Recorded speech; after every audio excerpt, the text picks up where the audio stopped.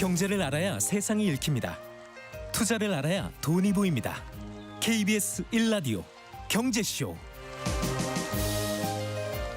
네, 딱 1년 전이었죠. CES에서 젠슨 황 엔비디아 최고 경영자가 기자연설에서 로봇을 위한 챗 GPT의 순간이 다가오고 있다 이러면서 피지컬 AI에 대한 화두를 던진 바가 있습니다. 자, 1년 만에 마치 예언처럼 올해 라스베가스에서 열린 CES 2026에서는 치열한 로봇 장이 열렸습니다. 그중에서도 현대차 그룹의 아틀라스가 베스트 로봇상을 수상했고요. 참 그 뜨거웠던 현장 직접 전해 들어보죠. 세컨드 브레인 연구소의 이인복 대표와 함께합니다. 대표님 안녕하십니까? 네, 안녕하세요. 지난 9일 막을 내렸죠. CES 2026. 네, 금요일에 내렸습니다. 네, 매년 CES 참가하셨다고요? 매년은 아니고요. 예. 이제 시기가 있을 때마다 가고 있기는 한데 네. 작년에 이제 가면서 느꼈던 것 중에 하나가 확실하게 이제 쇼에서 현실로 좀 돌아오기 시작했구나. 아. 그걸 느꼈고 이제 올해는 바로 이어서 갔고 아마 네. 내년까지 좀 이어서 가게 될 것 같아요. 아, 그럼 요즘 분위기는 CES에 보였던 것들이 바로바로 또 현장에 투입되는 그런 느낌이라고 볼 수 있는 건가요? 그렇죠. 원래 CES라는 게 우리가 이제 착각하면 안 되는 것 중에 하나가 예. 맨 마지막에 쇼라고 붙어요. 예. 그래서 많은 기업들이 진짜 실물이 아니라 우리가 이런 걸 할 거야. 아, 계획. 라는 비전을 보여주는 쇼다 보니까 현혹되죠. 그래서 과거에는 그냥 그 이야기만 해도 됐었는데 많은 사람들이 갔다 와서 그래서 언제 나오는데 점점 구체화가 돼요. 그래서 AI도 2년 3년 전부터 계속 나왔던 이야기에서 점점점 이제는 현실화된 게 좀 전에 말씀하셨던 피지컬 AI라고 하는 분야가 나오기 시작했다라고 보시면 될 것 같아요. 딱 1년 전에 젠슨 황 CEO가 그 얘기를 했어요. 피지컬 그렇죠. AI의 어떤 그 화두를 던진 건데 네, 맞아요. 너무 빨리 돌아와서 지금 바로 피지컬 AI가 현실로 들어올 것만 같은 분위기입니다. 그렇죠. 작년에 CES에서 오랜만에 무대에서 마이크를 잡았었던 네. 젠슨 황이 했던 말이 화두가 좀 됐어요. 그때 정확하게 뭐라 그랬냐면 그 챗 GPT 모멘트가 제너럴 로보틱스에서도 코너를 돌았다는 얘기를 해요. 이제 코너를 돈 것 같다. 그 얘기는 GPT 모멘트라는 게 GPT가 나오고 세상이 뒤집어졌잖아요. 과거로 못 돌아갑니다. 근데 로보틱스에서 코너를 돌았다? 코너를 완전히 돌았고 지난 1년 사이에 전력 질주한 것 같습니다. 그 결과가 이제 올해 1월 달에 좀 펼쳐졌었죠. 와, 너무 빨라서 이거 어떻게 빠릅니다. 따라가야 되는지. 네. 그러다 보니 그 이번 현대차가 선보인 그 뉴 아틀라스. 네, 아틀라스. 그 보스턴 다이나믹스에서 만든 거잖아요. 네네. 그러다 보니까 더 많이 주목을 받지 않았습니까? 전반적으로 한국 기업들이 더 눈에 띄었고요. 그렇죠.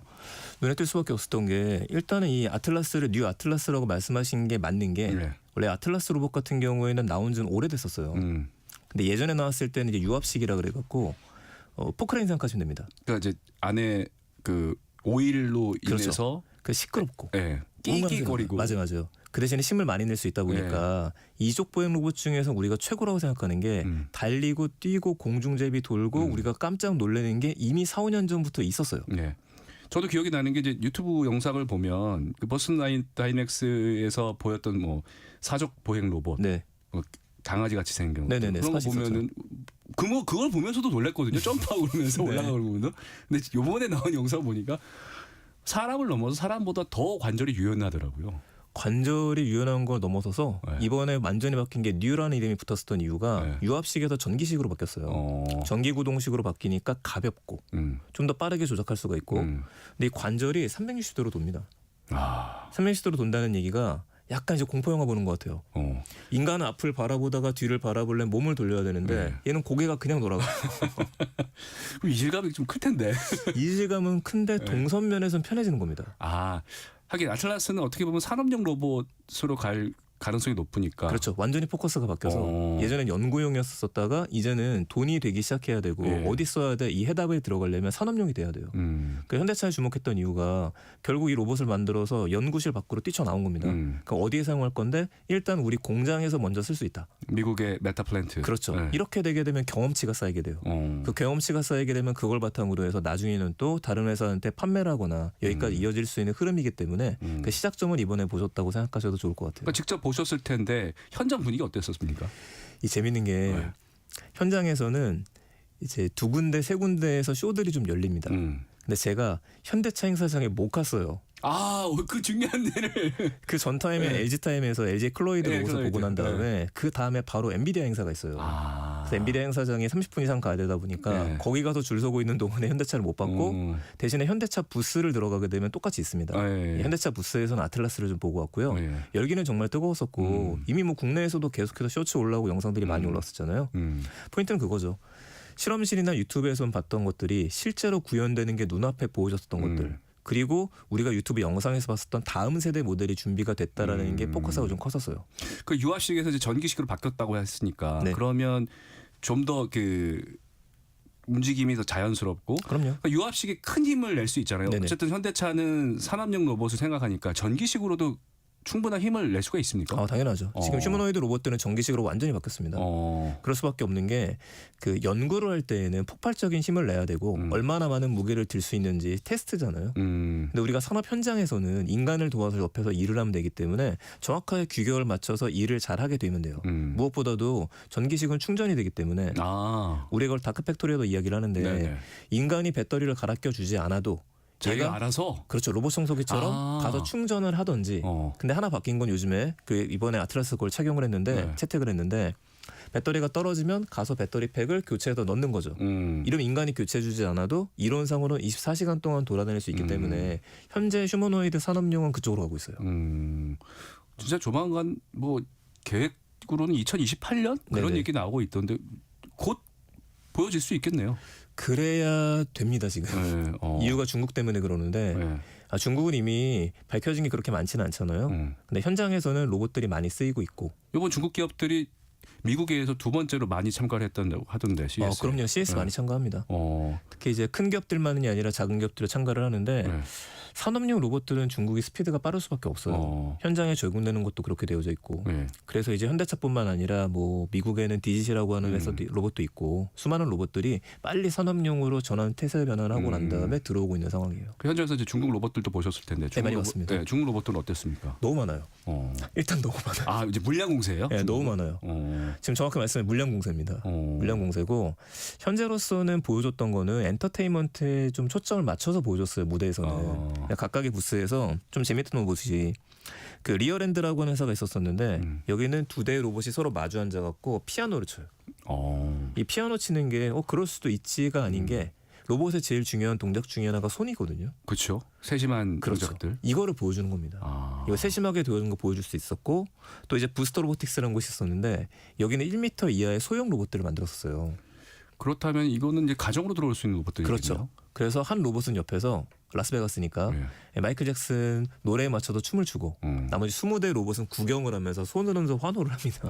이런 것들을 이제 쇼로 보여줬죠. 근데 제일 크고 화려했던 건 뭐였냐면 이제 우리나라에서도 알려져 있는 로봇 회사인데 그 CES 전시장에 복싱 링이 하나 만들어졌어요. 그 링에서 이제 유니트리라고 하는 회사에서 본인들이 갖고 있는 로봇을 무대에 세우고 나머지는 관람객들이 줄을 쭉 서 있다가 순차적으로 들어가는 거예요. 그러니까 얘랑 스파링을 하는 겁니다. 똑같이 복싱 기어로 쓰고. 갑자기 그 얘기 들으니까 예전에 영화 리얼 스트리 생각이 나네요. 그렇죠. 그건 사람이 조종했었죠. 이번엔 사람 대 로봇이 싸우는. 근데 이제 위협적이지 않은 게 이런 로봇들을 만들 때 휴머노이드를 인간보다 크게 안 만들어요. 그 위협적이라서 좀 작게 만들어요.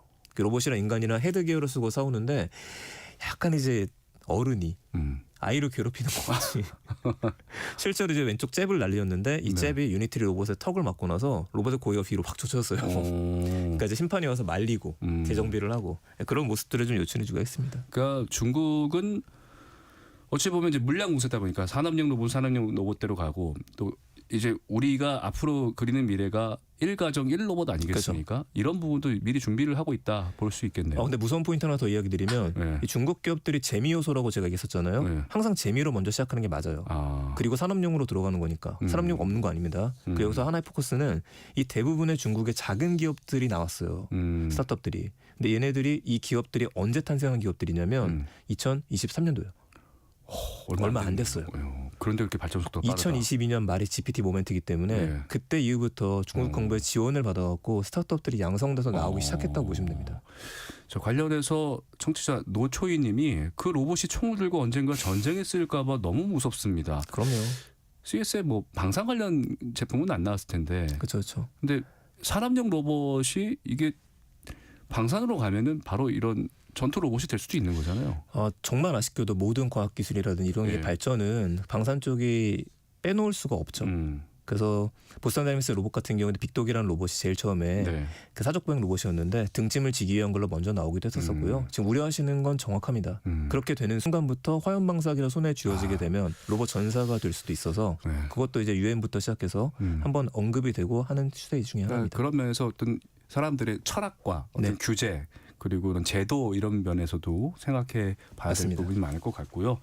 자, 이제 로봇 이야기 해봤으니까 이번에는 또 CES에서 화두가 됐던 자율주행 이야기 해보겠습니다. 아, 네네. 구글 웨이모, 현대차랑 뭐 이제 구글 웨이모하고 또 이제 아마존 죽스. 아마존 죽스 같은 경우는 이제 마차 형식으로 돼서 이렇게 그 현장을 돌아다녔다는 이야기를 들었는데. 아, 마차라고 하니까 비유가 오네요. 그러니까 이제 자율주행의 양대 산맥이라고 하면은 네. 원래 3개 정도를 보시면 되는데 네. 하나가 구글 웨이모, 네. 두 번째가 아마존 죽스, 세 번째가 이제 테슬라의 로보택시를 생각하시면 네네네. 돼요. 근데 서로 이제 지향하는 바가 좀 달라요. 이번에 이제 화두를 모았던 건 죽스였었는데 죽스는 마차라고 비유하셨던 것처럼 셔틀입니다. 탑승을 하게 되면은 서로 마주봐요. 그 얘기 뭐냐? 운전대도 없고 브레이크도 없고 아무것도 없어요. 얘가 혼자서 돌아다니는 겁니다. 근데 이거에 이제 컨셉으로 나왔던 것들이 이번에는 실제로 그 CES 현장의 밖에 라스베가스를 돌아다녔어요. 그 라스베가스의 특정 지역에 가게 되면 죽스를 호출해갖고 얘를 탈 수 있고. 혹시 죽수 타보셨어요? 기다리도 못 탔어요. 네. 인기가 많았군요. 근데 주변에 보게 되면 우버 타고 돌아다닐 때 한 돌아다녀요. 그러면 사람이 나오게 되면 중간에 멈추기도 하고. 그럼 이게 아마존이 뒤에 있기 때문에 네. 그럼 죽스가 어디로 가게 되느냐? 로봇 택시로 돈을 벌겠다는 건 아닌 것 같아요. 아, 배달. 네, 배달 쪽에 당연히 쓰일 수밖에 없고 이런 데이터들이 더 많이 가져가게 되겠죠. 네. 그럼 이 데이터는 어디랑 연결이 되느냐? 결국엔 또 데이터 센터랑 연결이 될 수밖에 없어요. 그거를 보는 그림에서 이제는 실제된 걸 보였다. 죽스 이 회사의 카피 로고 자체가 우리는 차가 아니다요. 로봇 택시다. 그러니까 로봇 택시로 지금 번화가 일어나고 있습니다. 자, 말씀을 듣다 보니까 제가 이제 미국에 있을 때 네. 보면 그 아마존에서 그 택배차 아마존 택배차가 오면서 사람이 와서 이렇게 직접 배달했거든요. 네네. 여기서 이제 피지컬 AI가 죽수를 타고 다니면서 네네. 배달하는 모습을 곧 볼 수도 있겠네요. 그렇게 될 수도 있겠죠. 네. 진짜 많다. 깜짝 놀랍니다. 얘기 들을 때마다. 또 이제 엔비디아 얘기 빠질 수 없는 게 젠슨 황이 자사 자율주행 플랫폼 알파마요를 통해서 네. 인간 개입이 없는 자율주행이 곧 이뤄질 것이다. 이렇게 언급을 해서 화제가 됐습니다. 알파마요. 기존의 뭐 테슬라나 이런 자율주행 플랫폼과 뭐가 달라진 겁니까? 저도 이게 이름이 자꾸 입에 좀 새겨지진 않아요. 마요네즈. 참치발 자꾸 생각나가지고. 근데 알파마요가 자율주행을 만드는데 큰 차이만 빠르게 얘기 드리겠습니다. 현재도 자율주행은 있어요. 근데 현재 자율주행 방식은 AI를 학습을 시키고 난 다음에 이런 상황에서는 이렇게 해야 돼 하나하나 이제 학습을 시켜주는 거죠. 네. 그러니까 모든 사물에 태깅을 해서 얘가 학습한 데이터를 갖고 있고 테슬라 같은 경우에도 도조라고 하는 슈퍼컴퓨터가 수많은 데이터를 가지고서 재학습시킨 결과 다시 내보내줍니다. 네. 그러니까 학습한 결과로 판단을 해요.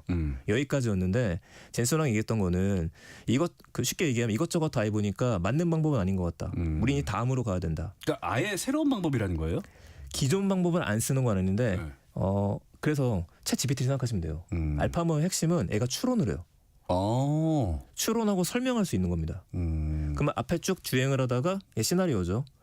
도로에 갑자기 축구공 하나가 튀어나와요. 이랬었을 경우에 그냥 급정거를 벌어버리는 게 아니라 얘가 지금 튀어나왔으면은 아이들이 쓰고 있는 공 같은데 이 공이 떨어졌다고 하는 이야기는 지금 아이가 뛰어서 이 공을 잡으러 올지도 모르니까 나는 지금부터 브레이크를 밟기 시작해 속도를 줄여야 될 것 같고 아이가 나오면 급정거를 걸어야 될 것 같아. 이런 걸로 가게 돼요. 그러니까 쉽게 말해서 우리 사람들이 처음에 운전을 배우고 나서 미숙하다가 네. 운전하는 경험치가 쌓이면서 여러 가지 그 돌발 사항에 대비를 하게 되잖아요. 경험했으면. 그러니까 알파마요는 이런 식으로 사람이 운전을 배워가는 것과 비슷한 방법을 가겠다 이런 말인가요? 예, 사람의 방식이고 네. 그 엔비디가 제일 잘하는 거는 뭐냐면은 플랫폼입니다. 결국엔 자기네가 로보택시를 만들 게 이건 아니고요. 네. 현장에서도 벤츠하고 협업을 발표를 했었었는데 우리가 이런 걸 만들어 놨으니까 완성차 제조사들은 우리 걸 이용하게 되면은 지금 하고 있는 고민거리인 자율주행 기술이라고 하는 것들을 훨씬 빠르게 업데이트할 수 있다. 그러니까 우리가 이 얘기를 하는 겁니다. 마이크로소프트 OS처럼 되겠다 이런. OS죠. 엔비디아 제일 잘하는 그쪽이라서 자율주행의 OS를 재정해야 할 테니까 이 소프트웨어를 너네들이 가져다 쓰고 우리가 협업을 하고 그 데이터로다 더 빠르게 만들어 보자. 이거를 터트려서 여기서 긴장을 해서 제가 예상하는 거는 이미 나오고 있는 얘기들이 있지만 이번 달이나 빠르면 이번 달 아니면 다음 달 초쯤에는 테슬라 쪽에서 또 발표 나올 수밖에 없어요. 사실 이제 테슬라 제가 알고 있기는 테슬라 같은 경우에는 이제 좀 그 자기들만이 가지고 있는 그 플랫폼 어떻게 보면 도저 폐쇄적이죠. 폐쇄적인 거를 갖다 이제 파는 식이 되는 건데 그냥 다른 회사에서는 하드웨어만 만들고 소프트웨어만 갖다 쓰는 식인 거잖아요. 어떻게 보면 애플이라고 볼 수 있을까요? 테슬라. 그렇게도 볼 수 있게 폐쇄적인 것만 본다면 예. 우리 건 우리 데이터는 우리가 지키고 우리가 학습을 시키고 우리가 다 할 예. 거야. 로보택시도 우리가 다 해. 이거죠. 엔비디아는 그러면 우리가 지금 스마트폰, 구글 소프트웨어처럼 네네. 약간 그런 방식으로 가겠다. 그렇죠. 소프트웨어도 우리 거를 쓰고 네. 플랫폼 우리 거 계약해서 쓰고 네. 그리고 자동차에 로봇 칩이 필요하잖아. 네. 로봇 칩도 우리 거로 사면 돼. 아. 여기로 가는 겁니다. 결국엔 칩을 만드는 회사이기 때문에 정말 대단한 셀즈맨이에요.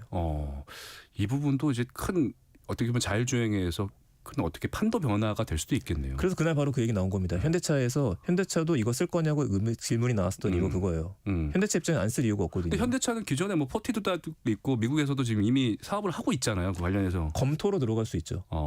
이건 제 예상입니다만 자동차는 여러 가지가 있고 수용차도 있고 택시도 있고 아니면 트럭도 있어요. 그러니까 더 좋은 것들을 쓸 수 있는 것들은 완성차를 만드는 곳들은 손에 잡을 수 있는 패가 많아진다고 생각하시면 돼요. 저걸 통해 더 빠르게 할 수 있다라면은 그 부분을 택하는 것도 나쁜 건 아니라고 근데 봅니다. 한 가지만 더요. 네. 근데 어쨌든 후발주자고 네. 출원을 하려고 하면은 뭐 챗GPT나 뭐 제미나이가 그랬던 것처럼 네네. 계속해서 뭔가 데이터를 쌓아가야 되는데 그쵸. 엔비디아가 데이터를 그 뭐 테슬라의 어떤 격차를 줄이기 위해서 어떻게 하겠다는 겁니까? 그 엔비디아는 항상 비슷합니다. 그래서 이제 뭐 저희 들으시는 분들께서 다 다르실 테니까 쉽게만 이야기 드리게 되면은 이미 아주 예전에 우리 메타버스 이야기 나올 때부터 네. 옴니버스라고는 플랫폼을 갖고 있었었고 이번에 로봇도 마찬가지입니다. 로봇도 마찬가지인 게 현실 세계에서 이거를 다 테스트를 못해요. 그러니까 사이버 스페이스를 만들어 놓고 난 다음에 버추얼 공간에서 수많은 테스트가 이루어지게 해놓습니다. 그러면 그 수백 반문의 여러 가지 상황에 대한 것들을 설정을 하고 학습한 데이터를 가지고서 가져오게 만들어주는 것들이에요. 그래서 기본 플랫폼을 갖고 있으니까 오픈소스로 만들었으니 원하는 것들은 더 조율해서 써라. 같이 생태계를 키워나가자. 이 전략이라고 보시면 됩니다. 그러니까 방금 전에 말씀하셨던 테슬라를 약간 애플 폐쇄적인 거에 비교하는 거고 굉장히 맞는 거예요. 그럼 나머지 자동차 완성차는 여러 군데에서 저기 구글에서 소프트웨어 제3자 소프트웨어가 들어와서 앱 마켓 만드는 네, 식으로 만드는 것처럼, 네. 그렇게 하자. 네. 약간 더 개방형이다. 근데 그 핵심은 결국엔 우리 걸 사야 돼. 이걸로 갖고 있는 그래서 거죠. 폭발적으로 속도 그 데이터를 습득하는 속도를 높이겠다. 예, 자율주행 경쟁이 1년을 보게 되면 내년에 더 빨라질 겁니다. 알겠습니다. 저희가 이제 로봇 그리고 자율주행 얘기까지 했는데 또 CES에서는 이제 직접적으로 바로바로 우리가 쓸 수 있는 것들에 대한 그 욕구들도 많이 있잖아요. 그렇죠. 또 이번에 이제 매년 인상적인 걸로 AI 글래스도 네네. 얘기하셨던 걸로 알고 있는데 사실 AI 글래스가 이미 이제 발표돼서 판매도 하고 있는데 네네. 요즘 선보인 AI 글래스 이거는 어떻게 이전보다 만족도가 더 높아졌을까요? 높아지고 빨라지는 게 네. 우리가 좀 주목할 필요는 있습니다. 보통 이제 AR 글래스로 먼저 시작을 했었어요.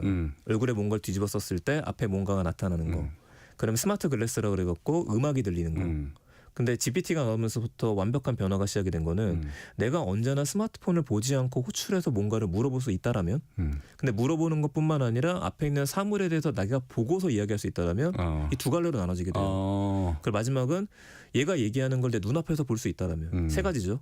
이 세 가지 형태의 안경들이 나오기 시작하는 겁니다. 여기서 이제 많은 사람들이 기대하고 저도 기대하는 거는 구글 글래스. 작년에 메타에서 메타 레이벤 그 디스플레이가 네네. 나왔었죠. 얼굴 안에 뭔가 좀 디스플레이 보여주는 거. 이건 비싼 기술이에요. 오래 걸리고. 그런데 여기도 중국 기업들이 굉장히 무서운 게 중국 기업들이 택하는 방식은 모노크롬이라 그래갖고 녹색 데이터를 보여줘요. 녹색의 단편화된 정보만 보여주면 돼요. 근데 그 기술 수준이 올라가서 이번에 확인했었던 거는 쓰고 있는 상태에서 둘이 얘기를 하게 되면은 번역된 결과를 눈앞에 한국어로 바로 보여줘요. 그래서 일단 번역 시장을 잡겠다가 있는 거고 AI한테 뭔가를 물어봤었을 때 그걸 갖다 여기다 바로 띄워줍니다. 그러니까 단순하게 직관적으로 볼 수 있는 것들을 바로바로 띄워주는 거군요. 그럼요. 근데 이게 현실 세계랑 이질감이 없이 띄워주는 것들. 내비게이션이 필요할 때 어디까지 지도를 알려줘 지도를 띄워버리게 되니까. 근데 이게 가볍고 진짜 안경처럼 생겼어요. 제가 쓰고 있는 것도 지금 스마트 글래스 중에 하나거든요. 그래요? 그냥 네. 봐서는 모르겠어요. 그냥 안경처럼 보였습니다. 이거 디스플레이 기능은 없고 오른쪽에 살짝 숨겨져 있는데 이미 아이디어 승부 게임으로 넘어갔어요. 그래서 비싼 게 나올 거고 현실에서 쉽게 쓸 수 있는 것들을 올해 하반기에 더 많은 사람들이 쓸 것 같습니다. 알겠습니다. 매년 CES는 갔다 온 사람들 이야기를 들어보면 정말 놀라는데 올해는 더 놀랐습니다. 내년 CES는 또 어떤 신기술이 나와서 우리를 놀라게 할지 기대를 해보겠고요. 대표님 내년에도 갈 계획이신가요? 그럼요. 바로 예약해야죠. 내년에도 기대해 보도록 하겠습니다. 세컨드 브레인 연구소의 이인복 대표였습니다. 고맙습니다. 네, 감사합니다.